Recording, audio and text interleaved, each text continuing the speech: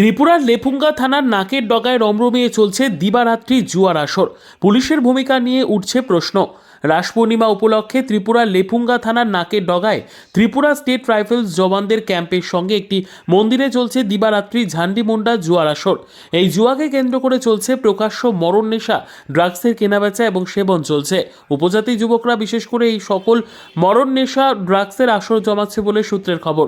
সূত্র মারফত জানা যায় দিবারাত্রি চলে এই জুয়ার আসর এবং মরণ নেশা ড্রাগসের আসরকে কেন্দ্র করে গোটা এলাকায় আতঙ্কের পরিবেশ বিরাজ করছে। কিন্তু এসবের বিরুদ্ধে পদক্ষেপ নিতে কোথাও দেখা যায় না ওসি সহদেব দাস সহ লেফুঙ্গা থানার পুলিশকে।